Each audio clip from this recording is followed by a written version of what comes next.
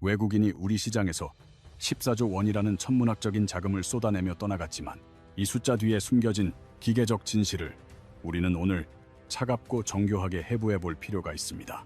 과거의 공포스러웠던 경험에 비추어 볼 때 코스피는 이미 반토막이 났어야 정상이지만 기묘하게도 지수는 60이라는 역사적인 고지를 뚫고 사상 최고치를 연신 갈아치우고 있습니다. 해외 유수의 증권사들이 코스피 목표치를 70으로 공격적으로 상향 조정하는 가운데 매도하면서 지수가 오르는 이 역설적인 광경은 과연 어떤 거대한 변화를 시사하는 것일까요?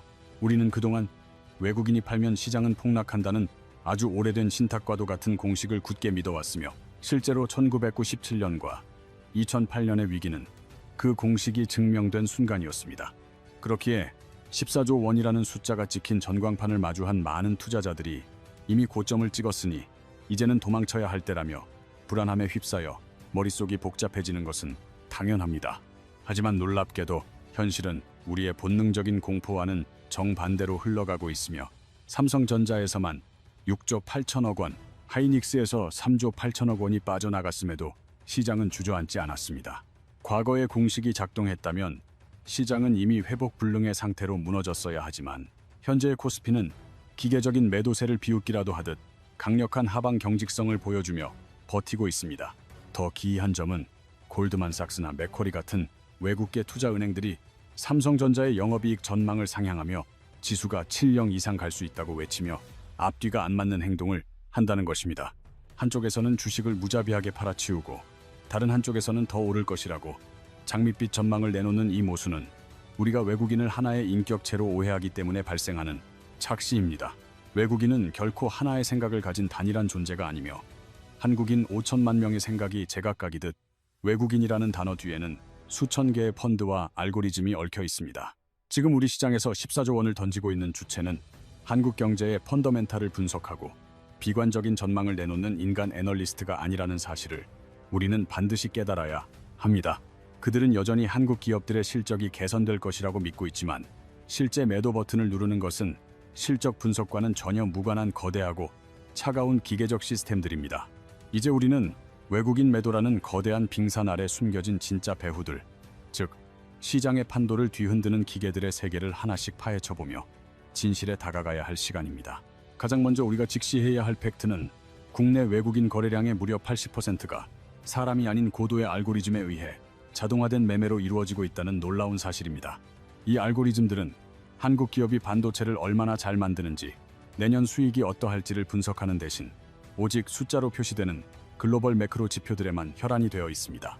기계들의 시야에 들어오는 데이터는 미국 국채 금리의 변동, 달러 환율의 추이, 심지어는 비트코인 가격 같은 글로벌 자산 시장의 미세한 균열들 뿐입니다. 예를 들어 뉴욕의 한 거대 헤지펀드가 비트코인의 50배라는 살벌한 레버리지를 걸어 투자하다가 갑작스러운 급락을 맞이하여 증권사로부터 마진콜 경고를 받았다고 상상해 보십시오. 증거금이 부족해져 당장 현금을 채워넣지 않으면 파산할 위기에 처한 이 펀드는 한국 기업의 가치를 따질 여유도 없이 즉각적으로 현금화가 가능한 자산을 찾아 나섭니다. 그들에게 가장 완벽한 타겟은 최근 코스피가 60을 돌파하며 삼성전자와 하이닉스에서 이미 막대한 평가 수익을 거두어 유동성이 풍부해진 한국의 우량주들입니다. 지구 반대편에서 터진 채권이나 코인의 손실을 메꾸기 위해 알고리즘은 한국 증시에서 짭짤하게 올린 수익을 기계적으로 실현하여 가장 빠른 소방수로 투입하고 있는 것입니다. 외국인의 14조 원 매도는 단순한 공포의 엑시트가 아니라 거대한 기계들이 수행하는 포트폴리오 재조정이라는 아주 차가운 계산의 결과물입니다. 이 기계들에게 한국 시장은 앞으로의 비전보다는 당장 현금이 필요할 때 언제든 뽑아 쓸 수 있는 전 세계에서 가장 성능 좋은 ATM기에 가깝습니다. 이 과정에서 한국 기업의 실적이 앞으로 어떨지는 전혀 고려 대상이 아니며 기계가 수익 실현 버튼을 누르면 그저 매도 주문이 쏟아질 뿐입니다. 실제로 지난 10월과 11월 사이 비트코인과 금값이 요동칠 때 한국 증시에서 외국인 매도가 급증한 것은 결코 우연의 일치가 아닙니다. 한국 기업이 갑자기 나빠져서가 아니라 지구 반대편에서 터진 마진콜이라는 불을 끄기 위해 기계가 자동으로 한국 주식을 팔아치운 것이기 때문입니다. 그렇다면 코스피 60 돌파라는 축제 분위기 속에서 역대급 14조 원의 자동 매도를 쏟아내게 만든 진짜 방아쇠는 과연 무엇이었을까요? 그 배후에는 미국 국채가 있습니다. 연준의 금리 인하 기대감이 꺾이고 국채 금리가 급등하면서 채권 시장은 그야말로 기록적인 폭락을 맞이했습니다. 국채 시장에 50배 이상의 막대한 레버리지를 걸어둔 글로벌 헤지펀드들에게는 증거금을 더 채우라는 어마어마한 규모의 마진콜 경고가 날아들었습니다. 알고리즘 컴퓨터에는 국채 금리가 특정 수치를 넘어서면 가장 수익이 많이 난 위험 자산을 즉각 매도하여 현금을 확보하라는 명령어가 세팅되어 있습니다. 결국 그들의 눈에 가장 두둑한 수익이 쌓여있던 한국의 반도체와 대형주들이 기계적 익절의 최우선 타겟이 되어 매도 폭탄을 맞은 것입니다. 한국이 싫어서 도망치는 것이 아니라 미국 채권 시장에서 터진 불을 끄기 위해 한국 주식을 유동성이 좋은 소방수로 가져다 쓴 셈이죠. 두 번째 기계적 메커니즘은 더 역설적입니다. 장기 투자를 하는 글로벌 연기금들조차 운용 규칙에 의해 강제로 한국 주식을 팔아야 하는 상황이 생깁니다. 이를 전략적 자산 배분이라 부르는데 특정 자산의 비중이 목표치를 넘어서면 기계적으로 덜어내야 하는 그들만의 아주 엄격한 법전과 같습니다. 예를 들어 캘리포니아 공무원 연금인 칼퍼스가 신흥국 투자 비중을 전체 포트폴리오의 3%로 정해두고 한국 주식을 보유하고 있다고 가정해 봅시다. 그런데 코스피가 60까지 폭등하게 되면 펀드 매니저가 가만히 앉아 있어도 한국 주식의 비중은 순식간에 5%대로 크게 늘어나게 됩니다. 주가가 올라서 기쁜 상황이지만 펀드 운용 규정은 신흥국 비중 3%를 유지하라고 명시하고 있기에 초과된 2%를 기계적으로 덜어내야만 합니다. 삼성전자의 실적이 아무리 좋아도 반도체 슈퍼사이클이 온다고 해도 상관없이 규정이 팔라고 명령하면 기계는 그저 차갑게 매도 주문을 넣을 뿐입니다. 이번에 외국인이 쏟아낸 14조 원의 매도 폭탄 속에는 바로 이러한 글로벌 연기금들의 기계적인 비중 축소 물량이 대거 포함되어 있습니다. 코스피가 5200에서 60으로 가파르게 치솟는 과정에서 해외 국부 펀드와 연기금들의 한국 주식 비중이 설정된 목표치를 훌쩍 넘겨버렸기 때문입니다. 결국 한국의 펀더멘탈에 대한 부정적 전망 때문이 아니라 오직 비중 규정을 맞추기 위해 수조 원의 우량주들이 기계적으로 자동 매도된 것입니다.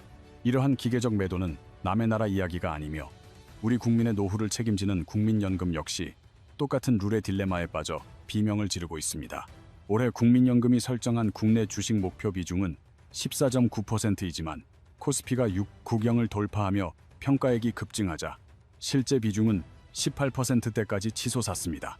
원칙대로라면 수십조 원어치의 주식을 즉각 시장에 팔아야 하지만 국민연금은 시장 충격을 우려해 리밸런싱을 한시적으로 유예하는 파격적인 결정을 내렸습니다.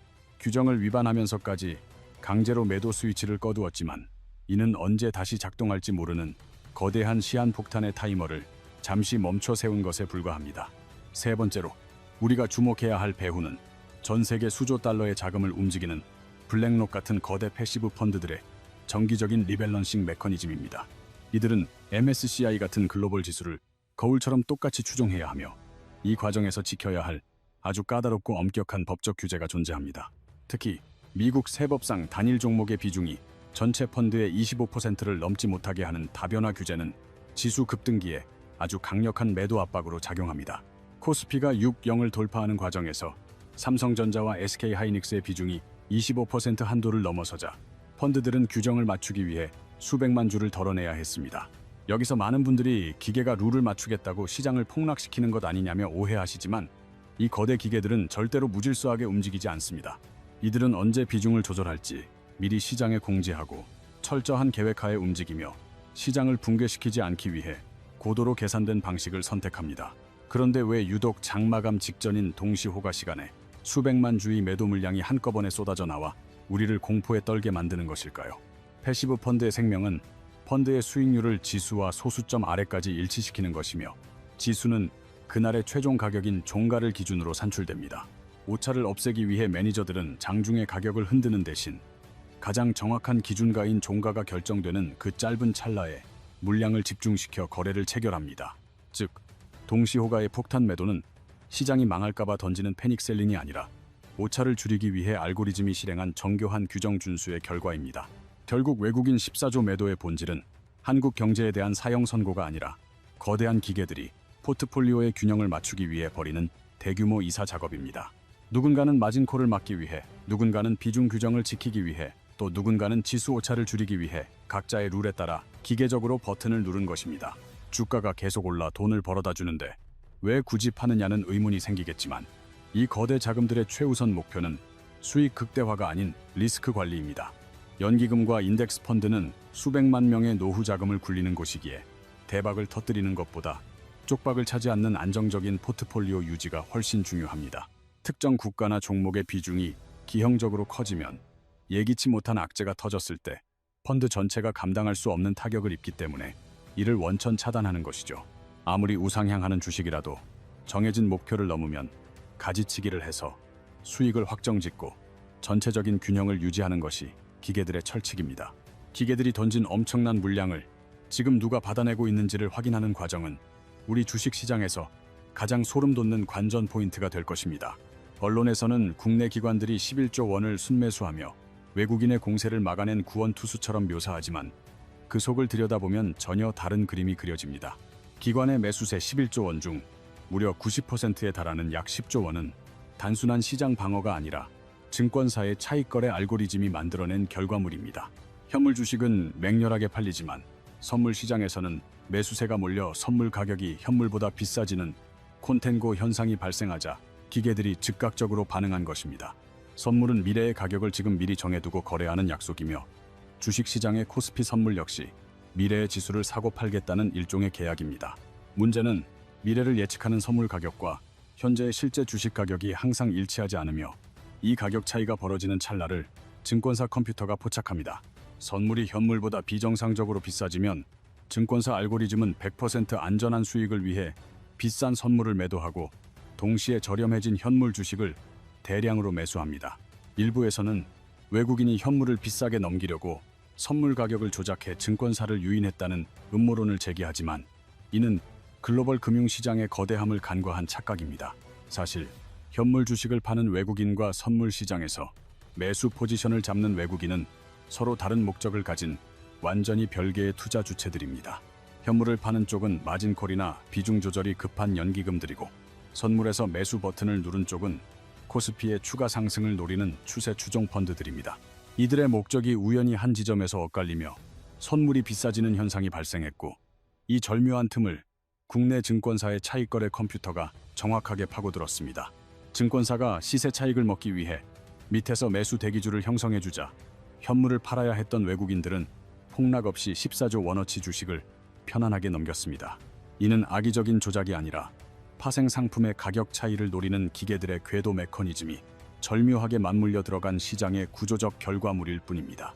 우리가 기관의 방어에 안도했던 11조 원의 매수세는 사실 외국인의 엑시트를 돕는 물량 바지 로봇 역할이 되어버린 셈이라 참으로 아이러니합니다.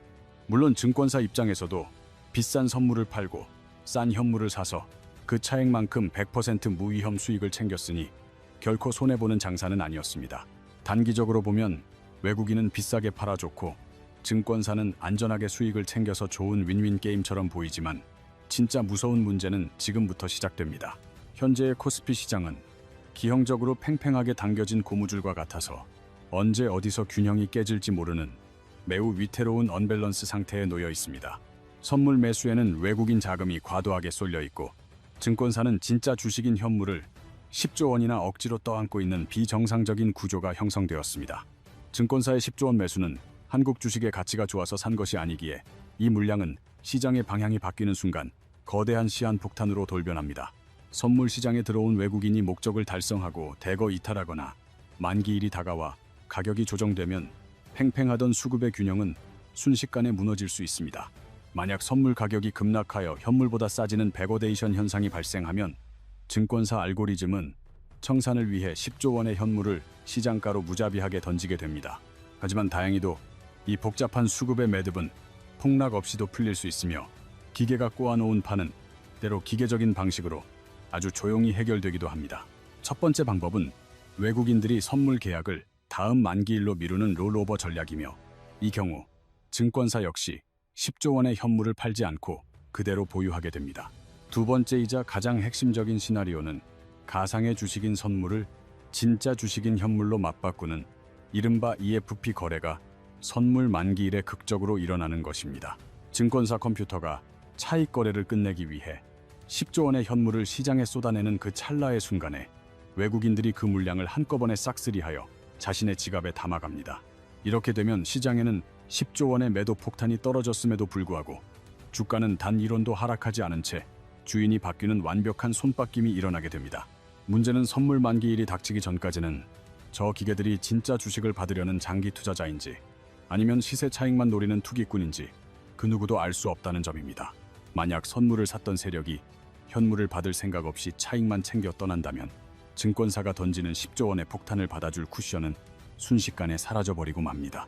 방어막이 사라진 채 허공에서 떨어지는 10조 원의 현물 폭탄은 고스란히 빚을 내서 주식을 산 개인 투자자들의 텅 빈 호가창 위로 무자비하게 내리꽂히게 됩니다. 이 기계적인 하락은 곧바로 개인들의 30조 원 규모 신용융자라는 최악의 뇌관을 건드리며 담보 부족으로 인한 반대 매매의 연쇄 폭발을 일으킬 위험이 있습니다. 현재 개인 투자자들의 신용잔고는 30조 원에 육박하는 역대 최대 수준이며 주가가 조금만 흔들려도 의지와 상관없이 시장과 물량이 쏟아져 나오는 구조입니다. 더욱 잔혹한 사실은 시장이 박살나는 초기 골든타임 동안 국민연금은 이미 비중이 18%대로 너무 높기 때문에 철저히 구경만 하는 방관자가 될 수밖에 없습니다. 지수가 지하실에 처박혀 국민연금의 장부상 비중이 목표치인 14.9% 밑으로 떨어져야만 비로소 기계적인 매수 스위치가 켜지며 구원투수로 등장하게 될 것입니다. 결국 지금의 시장은 맹목적인 믿음이 아니라 구조를 이해하는 냉철함이 필요하며 우리는 매일 아침 상승과 하락의 갈림길을 알려줄 세 가지 지표를 확인해야 합니다. 첫째는 미국 국채금리로 금리가 안정되어야 글로벌 헤지펀드들의 마진콜 압박이 사라지고 한국 주식을 ATM기처럼 팔아치우던 기계적 매도가 비로소 멈추게 됩니다. 둘째는 선물과 현물의 가격 차이인 베이시스로 플러스 상태인 콘텐고가 유지되어야 증권사의 10조 원 매수세가 유지되며 시장을 든든하게 받쳐주는 버팀목이 됩니다. 여러분의 주식 앱에서 프로그램 매매 현황을 검색하여 시장 베이시스가 마이너스로 돌아섰는지 확인하는 습관은 기계들이 물량을 던지기 시작했다는 경고등을 읽는 것과 같습니다. 셋째는 30조 원에 달하는 신용융자 잔고의 변화 추이로 이 거대한 부채가 건전하게 해소되어야만 시장은 비로소 다음 상승을 위한 가벼운 몸집을 갖게 됩니다.